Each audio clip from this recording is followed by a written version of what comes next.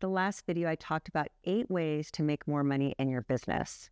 So now I'm going to talk about 3 ways to make more money in your business.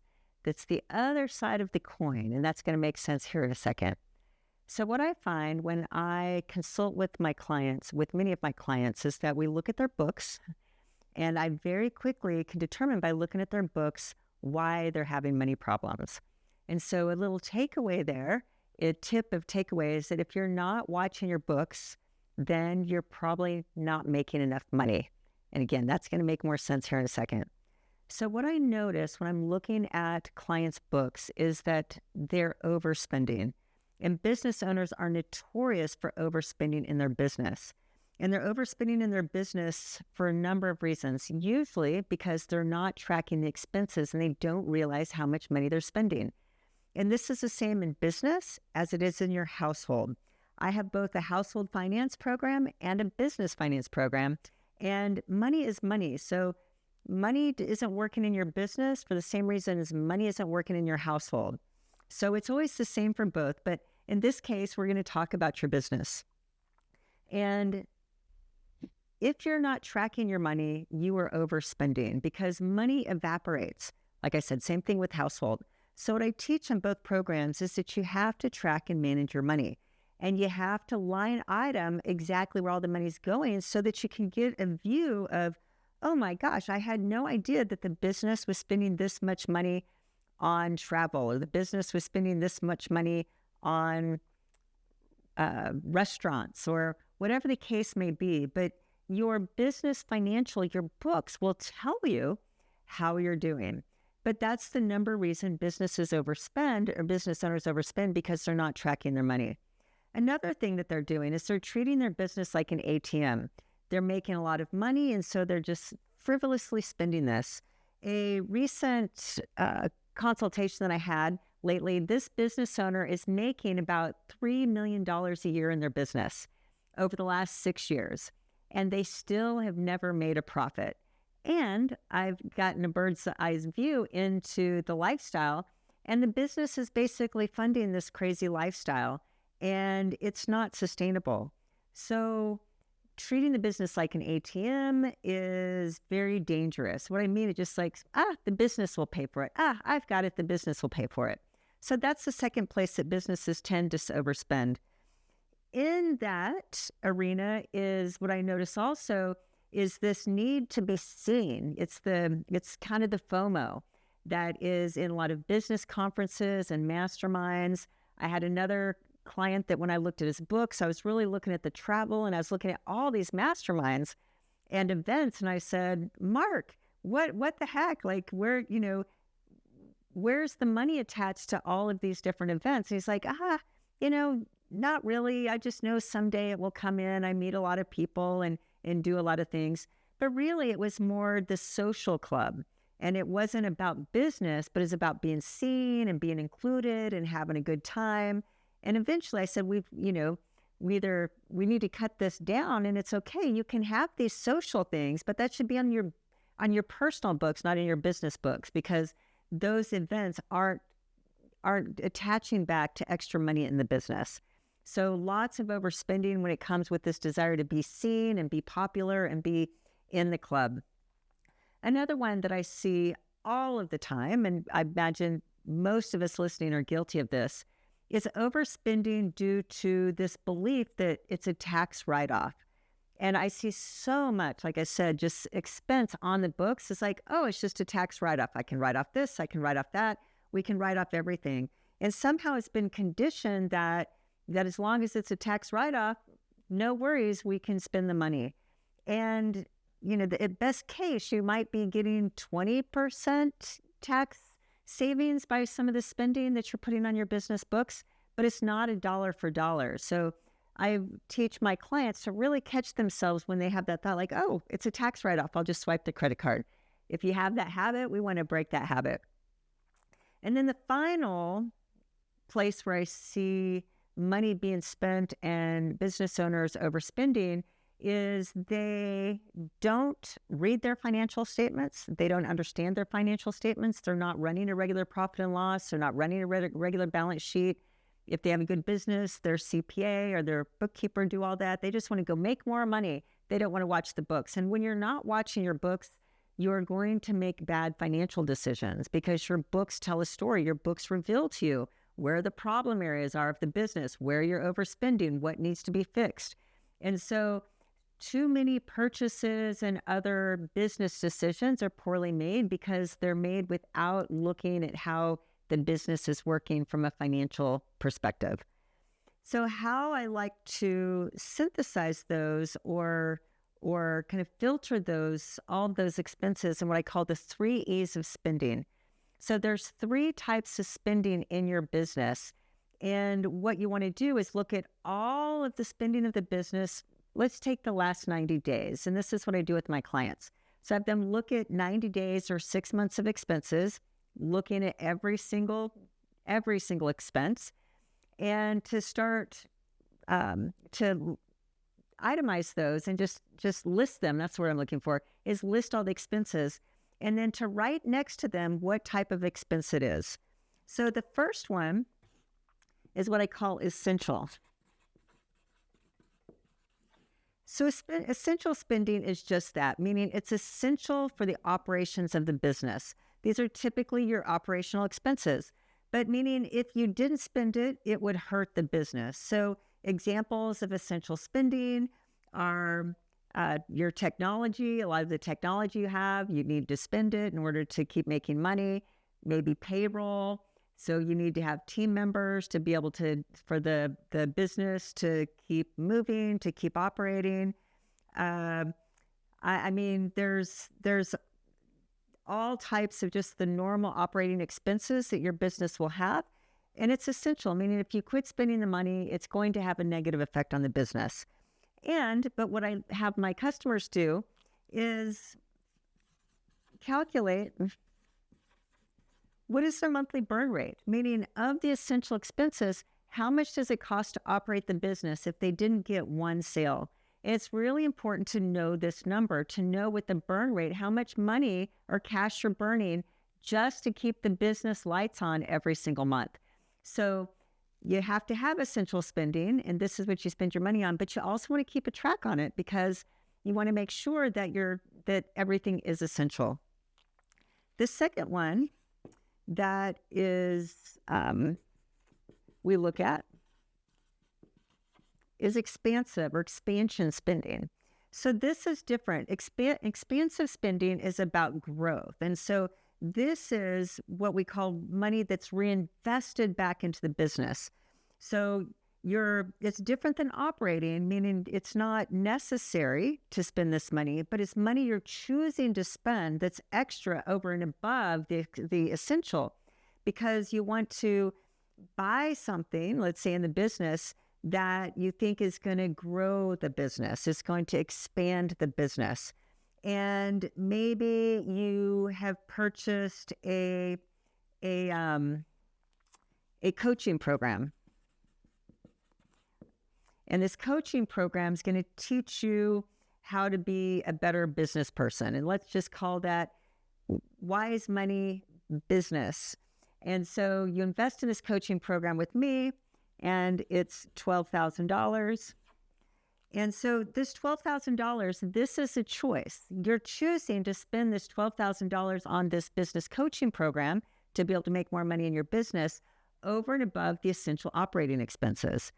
So what's important about this is what I recommend to all of my clients is that you want to get an idea every year of how much you want to reinvest basically back into the business, how much you're going to put into the business over and above the operations to be able to get better at something or grow the business overall, to be better at business. So with this money, what's important with this is what we call ROI.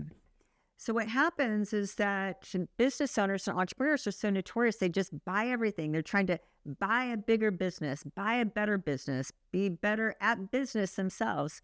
And so they're buying the next shiny penny. They're buying lots of coaching programs. They're buying everything to try to make the business better, to grow the business.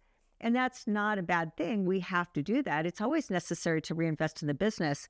But what's the problem is it's not thoughtful. Like at the beginning of the year or when you're doing your business planning, is like, okay, how much do I want to reinvest into the business this year?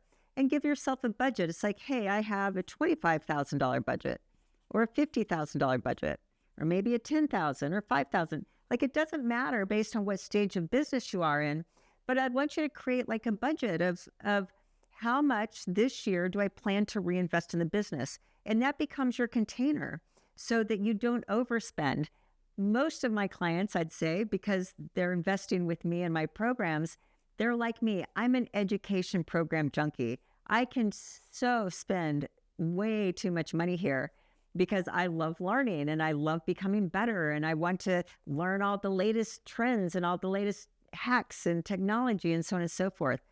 So if you're like me and like most of my clients, it's really easy to overspend here. So you want to look at, okay, if I want to grow the business this year, what's going to be the one area of business where I really want to invest in to become better at? And what's my budget to reinvest? And then you choose a number and that becomes your container so that when you're at the $25,000 spend, you're not spending anything else. That's all you spent the money that you budgeted for the expansion part of your business. So, and this isn't advertising or anything. This is like a big chunk of money that you're putting in for some type of return. And that's what we call the return on investment. So this is the way to think of it. You're investing, you're putting more capital into the business, you're investing in the business for some return later on. So what happens, again, a mistake that I see all the time is that entrepreneurs will keep buying the next thing and the next thing. It's like, hey, I put $25,000 in the business. I bought something this year. I bought the new How to Make $1 Million on YouTube, and I spent the $25K. That didn't quite work. I probably didn't do everything they told me to do, but that didn't quite work. So next year's like, hey, I think I want to do a podcast. I'll spend $50,000 to get a podcast started. They do that. That didn't work. You know what? Maybe if I spend $100,000 to do a book and have a book writer and launch the book, that's going to work. So they just keep spending without ever producing a real return on that one cost or one expense. So when we do this, if we're spending $12,000 with Krisstina, then it's looking at, hey, I want to create $100,000 out of that $12,000 investment or whatever. So my rule here for ROI is if I'm going to spend money on something, at a minimum, I'm looking at a 3x return, and I'm going to make an assessment. If I spend $25,000, am I going to make $75,000 to $100,000 off this investment? And I'm going to keep going, and I'm going to keep working, and I'm going to do everything I can to make sure I get that $100,000 back out to make sure it was worthwhile expenditure. Now, there's two sides of that. One, it's my responsibility as the owner to produce a return. So I've spent the money. I need to put in the time. I need to ask for the help. I need to finish. I need to hold the people I've spent money with accountable and really take ownership of that. But the other side is to be very selective with who you're spending your money with to make sure that they're as concerned about your return as you are. And a lot of people will take your money, but they're not necessarily concerned about your return. So you want to work with those that actually want you to be successful and want you to create a return and that they can speak in terms of ROI.